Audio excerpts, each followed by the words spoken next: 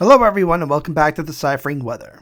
In today's video we have a potential hurricane forming in the Gulf of Mexico, as well as a couple of areas of interest in the main development region. If you like detailed weather breakdowns, hit the subscribe button and notification bell to get all of my upcoming videos.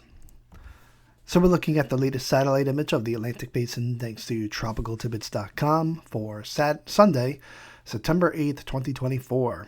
The black arrow is pointing towards NWS 91L in the southwest Gulf of Mexico, purple arrow 92L, and pink arrow disturbance number 3. And then right behind it, coming off the coast of Africa, probably in the next 24 hours, will be another tropical wave, the one we've been monitoring over Central Africa for the past couple of days. Here's the Vorticity map showing the spin and energy in the atmosphere of our 3 disturbances we are tracking.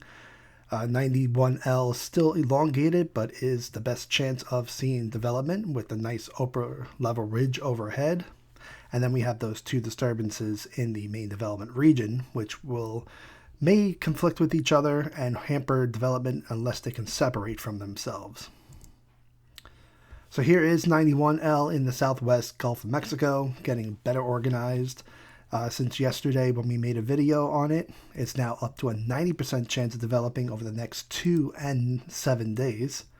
Here's the spaghetti track guidance models showing where this storm can go, as pretty consistent from yesterday, anywhere from Galveston over to the Texas-Louisiana border as potential landfall within the next 3 days.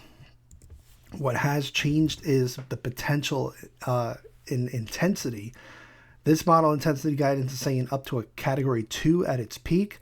I would not be surprised if Cat 3 is not off the table, as I'll show you in this video. Now here is disturbance 2, 92L, NWS 92L, out in the middle of the main development region, looking a lot better organized compared to yesterday. It's up to a 60% chance of developing over the next 2 days, and 70 over the next 7 days.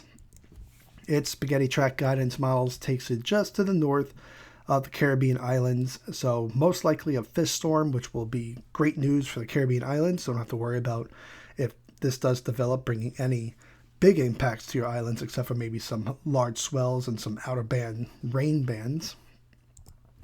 In terms of intensity, we have a split bag of a hurricane or just a tropical storm.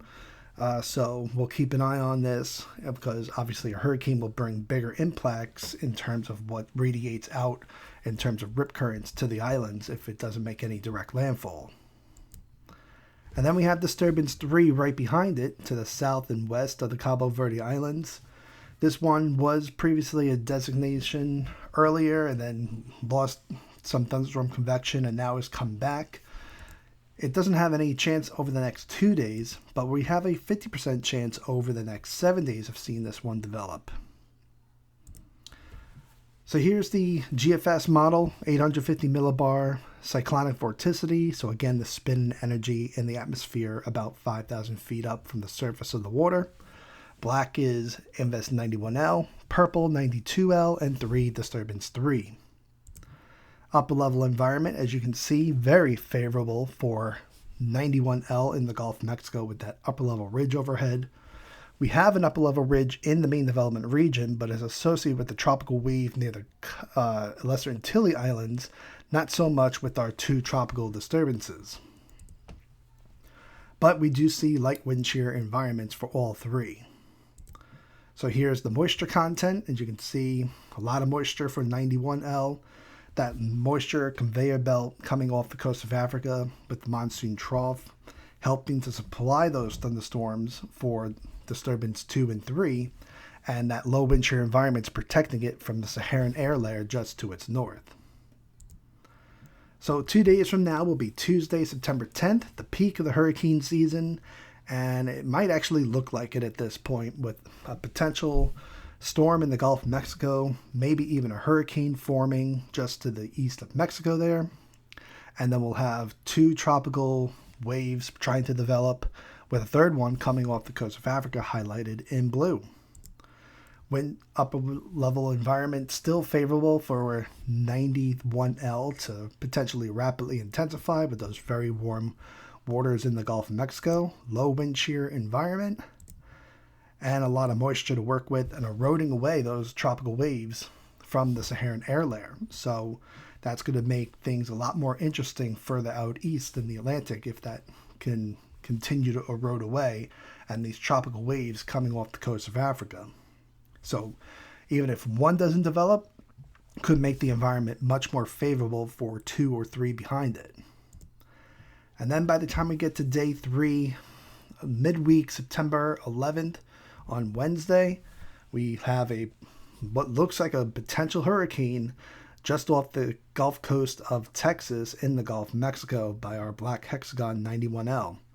And 3 developing disturbances in the main development region: purple 2, pink 3, and blue 4. Now, just 12 hours later, we see that 91L has rapidly intensified down to a 957 millibar hurricane, making landfall near the Texas-Louisiana border.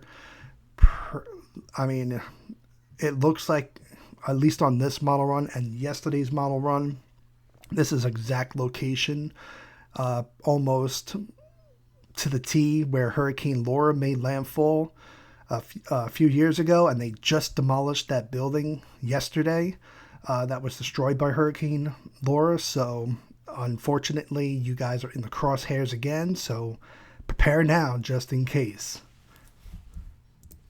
And then on Friday, 5 days from now, September 13th, the remnants of 91L are moving up the Mississippi Valley at this point. Disturbance 92L, lackluster vorticity at this point, not really showing signs of development on the GFS model. The other 2 disturbances, 2 and 3 3 and 4 in pink and blue, are elongated and interacting with each other. And then we have another tropical wave in red coming off the coast of Africa right behind it. Upper level environment, as you can see, we have in the main development region dueling upper level ridges trying to develop for disturbances in pink and blue. So we still have light wind shear environments there, but the interaction between the two, because they're so close, is hampering their development on this model run.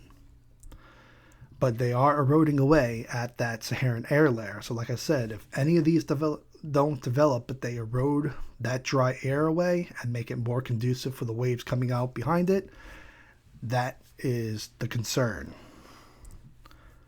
So then by the time we get to a week from now, next Sunday, September 15th, they do start to separate, and you can see that those vorticities are trying to strengthen as they go west across the main development region. As you can see on the European model, very similar in terms of 91L's path of intensity. You can see the strength of the storm a little bit further east versus the GFS, which has it at the Texas-Louisiana border. This one takes it between the Texas-Louisiana border and just to the west of New Orleans. So we'll see what track it exactly takes, that storm. But you can see one of those disturbances also out east becomes more dominant, disturbance 3 really, and erodes away at the other 2 and becomes the more dominant storm. So we'll see if the GFS has the correct solution or if the European has it over the next couple of days. Here's the ensemble models showing the likelihood of all these storms developing over the next 7 days and where they might go.